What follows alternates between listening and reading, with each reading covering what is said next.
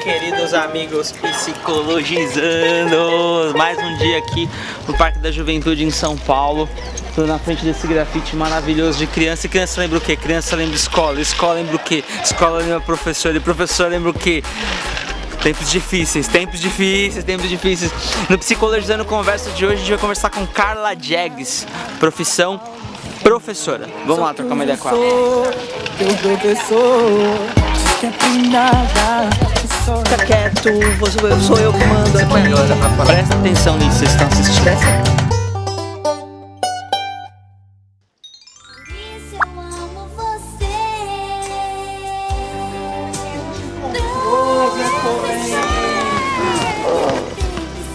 Tudo bem, Carla? Tudo. Professora, Carla. Pra quem não sabe, óbvio que ninguém sabe ainda, a Carla foi minha professora na pós-graduação. Ela foi minha orientadora. Foi difícil, foi terrível. Foi? Foi muito legal. Cara, sabe o que eu tava pensando? Eu tava hoje, que eu vim gravar com você, me lembrou um pouco assim da infância. Eu lembro principalmente as meninas, quando a gente perguntava assim, o que você quer ser quando crescer e tal. A maioria falava assim, eu quero ser professora e tal. Desde quando que você quer ser professora? Ou o que você queria ser quando crescesse melhor? Olha, eu acabei sendo professora meio que por acaso. Eu quando tinha meus 12, 13 anos, comecei a fazer cursos de teatro. Sério? Que legal! E cheguei, inclusive, a pensar em me profissionalizar. Eu prestei vestibular em artes cênicas na USP, na Unicamp, não passei. E aí eu tinha feito vestibular para Ciências Sociais na Unesp. Foi o vestibular que eu passei. Então, assim, eu brinco que eu sou socióloga por acaso, porque eu entrei na Faculdade de Ciências Sociais, acabei gostando, fiquei, aí na faculdade eu comecei a pensar então em fazer um mestrado, doutorado, seguir carreira acadêmica, então ser pesquisadora e ser professora. E aí, claro, professora universitária, né? Nunca me passou pela cabeça em ser professora de ensino médio. Foi uma das coisas que eu nunca pensei, né? Eu falava, você se um Você dia... falou, Deus me livre, guarde e me defenda, né? Total. Porque não é fácil, né? Ser professor de ensino médio é muito difícil. Essa é uma das coisas que eu sempre falo para os meus alunos. Eles sempre falam assim, professora, o que você acha de fazer licenciatura? Tudo. Eu falei, olha, primeira coisa, assim, eu particularmente, eu acho o curso de licenciatura muito chato.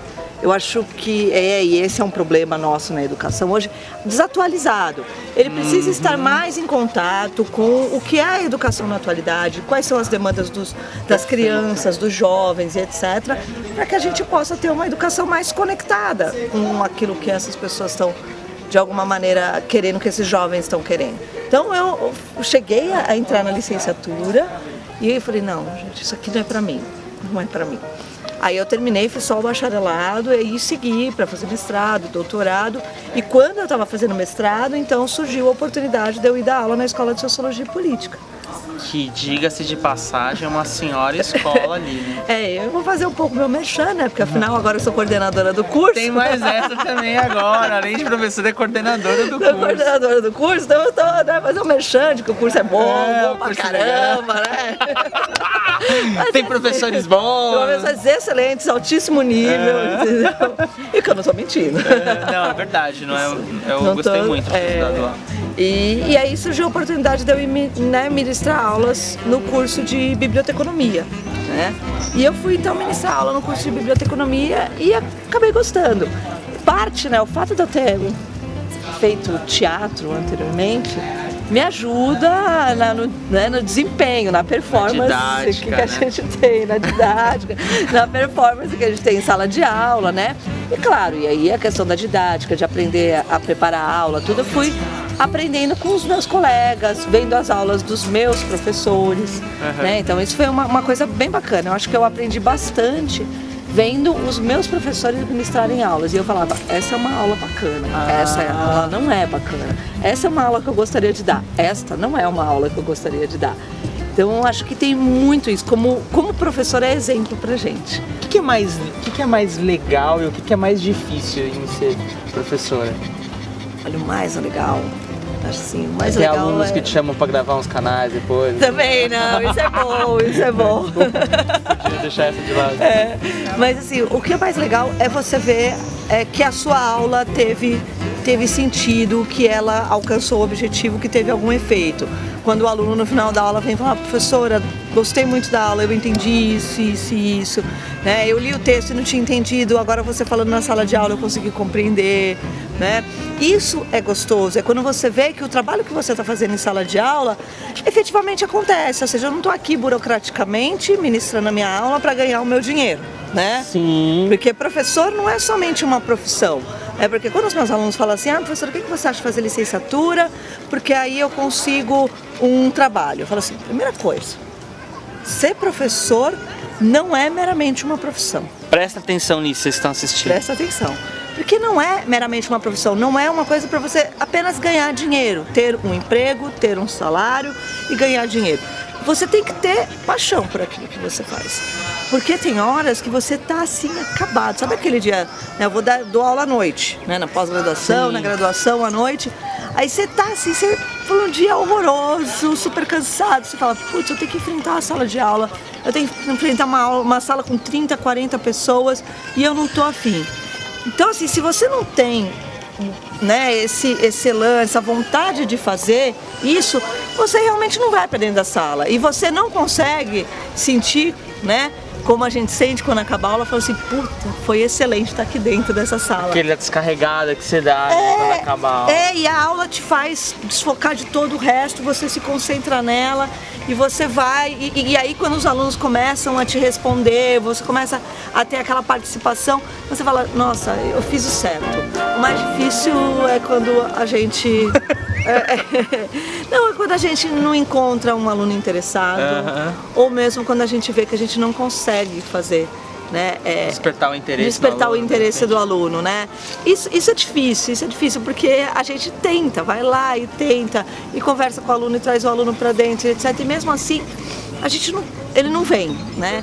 Mas pela experiência de ter perdido os meus pais, de ter que voltar para a sala de aula e explicar para os meus alunos que eu não estava em aula, porque eu tinha perdido pessoas da minha família, e de ter encontrado na sala de aula um aconchego. Você sabe que um pouco do que você estava falando, do quanto a educação precisa ser atualizada no Brasil, e esse exemplo que você está me dando, eu acho muito importante falar assim. Me parece hoje que as relações que mais dão certo no que diz respeito à educação de sala de aula é quando o professor se coloca em pé de igualdade com o aluno, assim. Sim. E tem um relacionamento de amizade, de respeito, de companheirismo. Me parece, me soa que as coisas acontecem de forma mais sadia dentro da sala de aula, até em termos de resultado, de aprendizagem, de ensino. Eu acho que não tem jeito. As relações em sala de aula, elas são relações hierárquicas. O professor está numa posição diferente do aluno. A sala de aula tradicional é assim. Então, o professor detém um poder, ele tem horas que ele vai falar, olha, fica quieto, sou eu que mando aqui. Você põe a galera pra fora da sala? Não, nunca fiz isso, nunca fiz isso. Em 10 anos de docência, eu nunca coloquei ninguém Mas tem sempre a primeira vez que eu vacilo. Ninguém pra fora da sala de aula, né? Mas eu acho que quando você tenta estabelecer uma relação mais cordial, de respeito mesmo, e estabelece alguns laços de amizade, de afetividade com os alunos, o trabalho em sala de aula se torna muito mais fácil. Né? Porque os alunos se sentem acolhidos. Eu acho que essa palavra acolhimento, ela é bastante importante quando a gente fala de sala de aula, de ensino, de educação. E essa é uma das coisas que, por exemplo, a gente trabalha bastante na FESP. A ideia de que o aluno precisa ser acolhido. Ele tem que entender que aqui é a casa dele, que né, não é a casa dele, não vai chegar, vai colocar ou jogar o tênis para um lado, ficar sem roupa, nada disso, né? Mas, ou seja, ele tem que sentir que ele participa daquele lugar, que ele não é meramente alguém que paga a escola, no caso, por exemplo, numa escola privada como é a nossa, né? Ou então que ele vai para lá porque o Estado pagou e ele tem o direito de sentar naquele lugar. Não, ele tem que sentar, ele tem que sentir que ele faz parte daquilo e que ele, de alguma maneira, também é responsável por aquilo. E isso torna o nosso trabalho mais fácil. Quando o aluno se sente acolhido, o trabalho do professor também se torna mais fácil, porque ele se torna mais participante, ele vem às aulas, ele quer também opinar. Então, as metodologias, né, de ensino que trabalham, né, atualmente tem muitas metodologias que trabalham, que a gente chama de metodologias ativas, onde o aluno participa muito mais do processo, né, de ensino-aprendizagem. elas de alguma forma trazem esse elemento, né? De falar, olha, você é o detentor do conhecimento. Né? Você é que produz o conhecimento. Nós estamos aqui no processo de mediação e tem coisas que eu sei que você não sabe, tem coisas que você sabe e eu não sei. Você como professor, na hora que o aluno tá fazendo a prova, que você sabe que ele tá colando, você dá um migué, finge que não viu? Ou não, você vai lá e toma a prova dele? Porque eu tenho a sensação engraçada dos professores, é a sala da Liga da Justiça, e que vocês bolam planos de fazer todas as provas de todas as matérias na mesma semana, assim, sabe? Não, existe esse planejamento, assim, pra... O planejamento que a gente faz, inclusive, é para tentar não colocar as provas na mesma semana. É verdade? Ah, não é possível. Na escola de Sociologia e Política é assim, pelo menos. A gente tenta para amenizar mesmo, né? Para os alunos terem o tempo, falar, pô, eu tenho 3 provas essa semana, o que eu faço, né? A gente ainda brinca com eles, fala, se vocês tivessem estudado desde o começo do semestre, vocês não estavam agora alucinados para saber para que prova eu estudo. Que comecem os jogos, né? Na semana... Não, eu sempre brinco, quando falta o final do semestre, eu coloco um post no Facebook. Faltam 2 semanas para o fim do semestre, que comecem os jogos. Os alunos já sabem, né?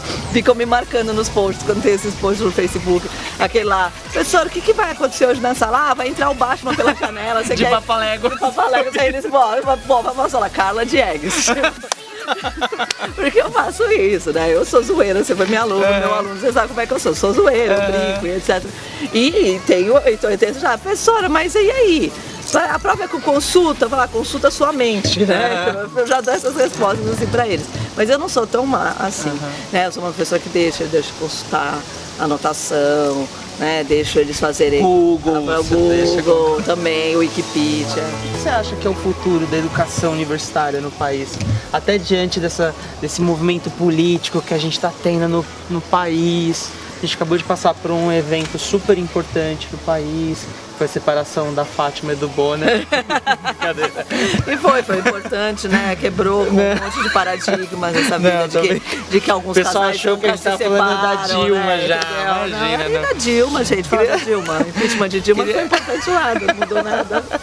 Queria saber, assim, qual que é a sua opinião, qual que é o futuro da educação no país? Olha, eu acho que tem esse movimento interessante que o ensino universitário, o ensino superior, está observando, né? Então o ensino catedrático, né? A cátedra, o professor, dono da cátedra, ele dá aula como ele bem quiser, dane-se os alunos, etc e tal.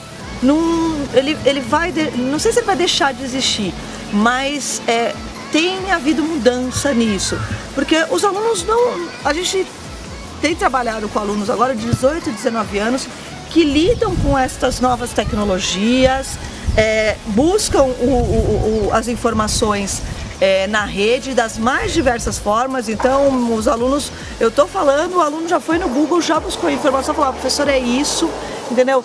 E eu tenho que entender que é a forma como ele entende e que isso eu posso trazer para a sala de aula e trabalhar com ele em sala de aula.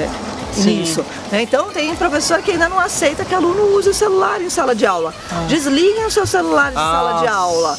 Eu tinha essa postura até o dia que eu conversando dando a aula, a aluna falou assim, professora, eu tenho uma pergunta, e ela começou a ler a pergunta no celular.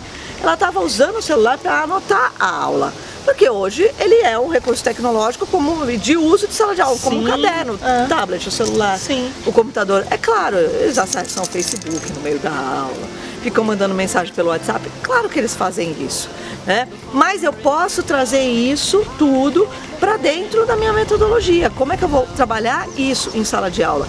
Então as metodologias ativas que têm surgido já têm mudado um pouco o aspecto do ensino superior, né? Então em algumas instituições, até porque você teve um avanço do ensino à distância, então você tem hoje uma parcela significativa de alunos que não está mais na sala de aula, que chega na sala de aula uma vez ao mês para ter aquela síntese, né, da disciplina. Então ele aprende de uma outra forma, ele que tem que buscar o conhecimento, ele que tem que criar a disciplina.